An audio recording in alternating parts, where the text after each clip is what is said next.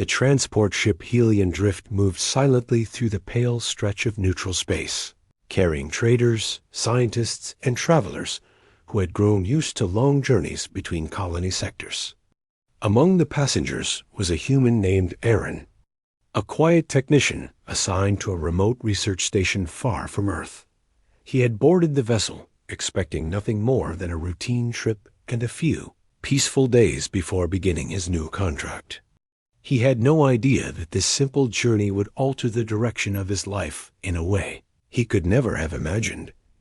Aaron spent most of his time sitting near the viewing panels, watching stars stretch into faint ribbons while he tried to plan his upcoming months.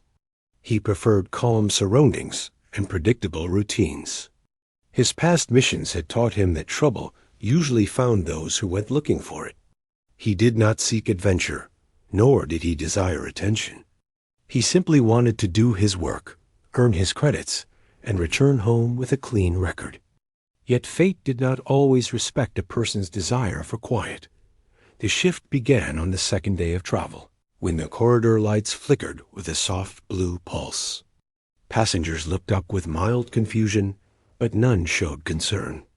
The ship often adjusted its internal systems whenever entering new travel lanes. Aaron barely reacted until a figure approached and stopped directly in front of him. He looked up to see an alien woman watching him with an expression he could not quite understand. Her name, as he would soon learn, was Lena. She belonged to a crystalline-skinned species known for diplomacy and advanced science. Her appearance was striking. Glass-like scales shimmered across her arms and cheeks, reflecting soft tones of green and silver. Her eyes were large and luminous, shifting with gentle hues as she blinked. Though Aaron had worked with many off-worlders, he had never seen one quite like her. She studied him with an intensity that made him sit up straight. Before he could speak, she asked her first unexpected question. "Are you traveling alone?" He nodded. "Yes." She tilted her head slightly. "Do you have a life partner waiting for you on your home world?" Aaron's eyebrows rose. "No." "Why do you ask?" "Good. Then I can proceed." Before he could form another thought, she took the seat across from him, folded her hands neatly, and said something he would never forget. "Human, I am seeking a suitable long-term companion. Would you like to enter an alliance with me?" Aaron blinked several times. He wondered if he had misheard her. Perhaps her translator was malfunctioning. Perhaps she believed he was someone else. Or perhaps this was some strange cultural greeting he did not understand. "I think you lost me," he said cautiously. "I have not lost you," she replied without hesitation. "I selected you. You appear stable, calm, and practical. These are desirable qualities. If you agree, we can begin preparation for union upon arrival at the station." Aaron nearly dropped the device in his hand. For the first time in a long while, he felt completely unprepared for a conversation. He rubbed his forehead, trying to find a gentle way to respond. "I appreciate the thought, but you don't even know me." "That is why I came to introduce myself," she said plainly. "We can learn about each other during the journey. Humans value familiarity before agreement. I am willing to adapt." Aaron let out a slow breath. She spoke with such calm certainty that arguing felt like trying to stop a comet with bare hands. Still, he knew he needed clarity. "Lena, you can't just propose something like that casually. Humans don't make decisions about partnerships in a single conversation." Her expression softened, glimmering with curiosity rather than offense. "Then you may take more time to consider. During this period, I will observe and learn. You may ask questions. If my proposal is unsuitable, I will withdraw it." Aaron could not find any hint of humor or deception in her voice. She meant every word. And though the situation felt surreal, he sensed no danger. Only determination and sincerity. He sighed. "All right. You can sit here. We can talk. But no promises." Her eyes brightened. Accepted. From that moment onward, Lena became a consistent presence beside him. Whenever he went to the dining area, she followed and watched how he selected his meals. When he adjusted his toolkit or checked travel updates, she took notes about human behavior. She asked questions about customs, family structure, personal goals, and even simple daily routines. Her curiosity never felt mocking. Instead, it carried an earnest respect that slowly lowered the defenses Aaron usually kept around strangers. At first, Aaron tried to keep the conversation surface level. He explained human work schedules, how Earth governments operated, how long-distance travel functioned, and what different human cultures valued.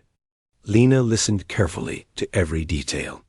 She rarely interrupted, except to ask thoughtful questions that proved she wanted to understand rather than assume. After several hours of conversation, she offered insight about her own species. They chose companions through calm evaluation rather than emotion. Their unions were built on trust, compatibility, and shared goals. Intense emotions, she explained, were seen as distractions that clouded judgment. Yet despite this tradition, she admitted she always wondered whether other species formed connections differently. Aaron asked what made her choose him in the first place. She answered with a matter-of-fact tone. You looked peaceful. Many individuals radiate tension or unease in shared space. But you did not. You observed your surroundings with steadiness. You moved with purpose. You carry no visible aggression. These are qualities we associate with balance. I wanted to understand why. Aaron was not accustomed to being studied like a fascinating puzzle, yet her honesty somehow disarmed him. Most people overlooked quiet individuals. She noticed him immediately. As the hours turned into days, Lena's company became something he looked forward to. She was precise yet warm, intelligent yet unpretentious. She moved gracefully through the ship's corridors, always pausing if someone needed help with directions or equipment. Her diplomatic training shone through every interaction. Even when she misunderstood human idioms, she corrected herself promptly and smiled with humble amusement. Still, her original proposal hovered in the background, never pushed but never forgotten. She had not withdrawn it. She simply allowed it to rest while she learned more about him. One evening, the Helian drift passed near a nebula filled with glowing violet dust. The observation deck dimmed automatically to reveal the full view. Passengers gathered to watch the drifting clouds shimmer across the stars. Aaron arrived first and found a quiet corner.